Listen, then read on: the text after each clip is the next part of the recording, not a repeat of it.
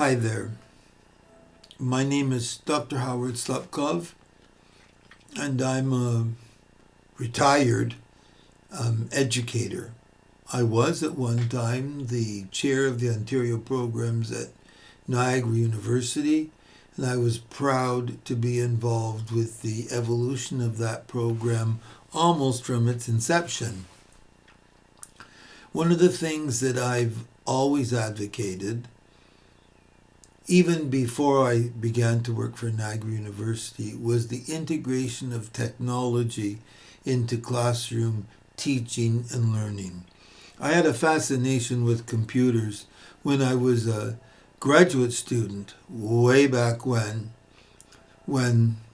computers were big, huge mainframe machines that read machine language and processed routines that came up with answers. And from then on, I was fascinated. When the first personal computers came out, I was not able to jump on the bandwagon, but when I began working at a school that started playing around with the use of computers, I got right back into the action and started to learn once again. And from that moment on, I was hooked myself, and I spent a lot of time trying to hook other people. I became a specialist, if you will, on how to help teachers and students learn to use the technology in the classroom. Well, as you all know, the classroom no longer is in a physical building called a school or university.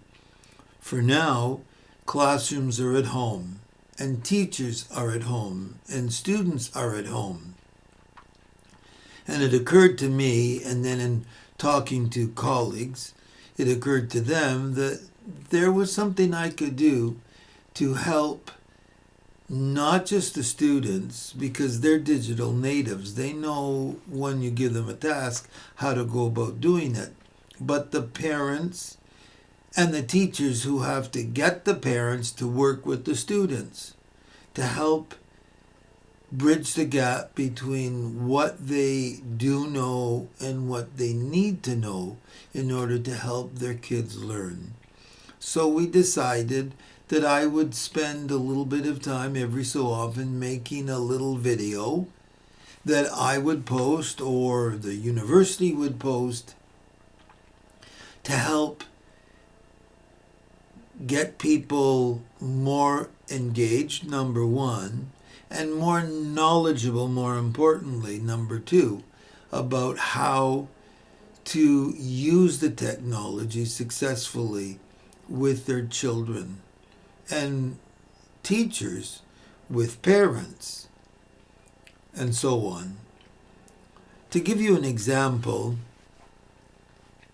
something that you can use, let me show you what I mean. I subscribe to a number of listservs or ongoing conversations where people post questions and others post answers to help teachers integrate technology. Very specific questions. But I also get daily 2 or 3 emails with lists of things that schools are doing in education in a variety of different areas. And one of them lately has involved virtual trips. Now, when I was still teaching, a virtual trip meant going to a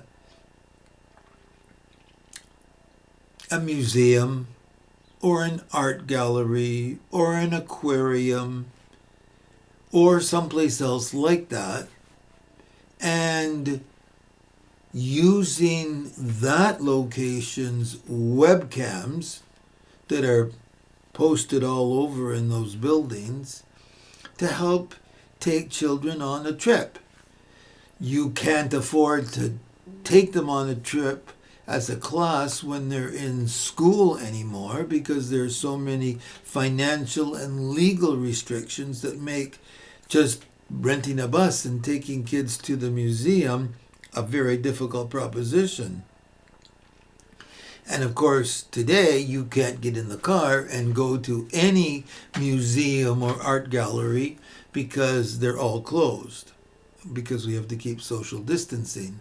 But suppose you wanted to give your kids something to do, and something that was going to be productive in their learning, or you were a teacher and you wanted to set a task in front of a group of students so that they would find something to do. Believe it or not, you can Google, and I bet everybody that's listening to this or watching this knows what I mean when I say you can Google. You can Google virtual trips and come up with all kinds of lists. Or you can Google the Smithsonian, or the Ontario Science Centre, or the Victoria and Albert Museum, or the Art Gallery of Ontario, or the National Gallery, or wherever you wanted to go, anywhere in the world. You could Google for that website, go to that website, and then follow the links by clicking, something that all of us have come to enjoy and spending time on. But you can click on until you find, you can click on links until you find a link that leads you to activities for children. The trick, of course, is that you have to do it first. You, the teacher, or you, the student. And you have to design an activity or a series of activities. But suppose you wanted to do a unit on windmills, and I'm just picking this off of the top of my hat. And you do a search in Google for virtual trips in the Netherlands, or a virtual tour of a windmill, and you watch and you see what they ask, and then you have a series of questions ready, or that website will have a series of questions that, depending upon the age of the child, they on their own can read and respond to. And then you can go back and check and see whether they noticed what they were supposed to notice. And if they didn't notice, ask yourself why, and so forth. But you can build a whole series of activities. Imagine if you had building toys for kids that are in grade 1 and 2 and 3 and 4 and 5 and 6, where they build a windmill. Or they use popsicle sticks, which you can, believe it or not, order online, and a glue gun, which you can order online and have delivered, and then they can make their own windmill, or they can draw pictures of windmills. I could spend a lot of time helping you understand the directions you can go. But what I want to leave you with is the idea that you decide what you want to do with your students. I have grandchildren that live in Israel and a granddaughter that is in Minneapolis. And I did a search on a couple of institutions, especially the Science Museum, the Ontario Science Centre in Toronto, Ontario. And I followed the link to teachers and students, and then the link to activities, and then, believe it or not, activities for art, activities for math, activities for language arts, and you just pick. You don't have to be an expert in technology to go online yourself and look for something and then follow through on it. You can do exactly the same thing. You can think about what you were going to do in the classroom, whatever the grade, whatever the topic, whatever the subject, and you can Google and find. You can find virtual lesson plans. Where to start? Google. And then from there, the sky's the limit. I hope this gets you started.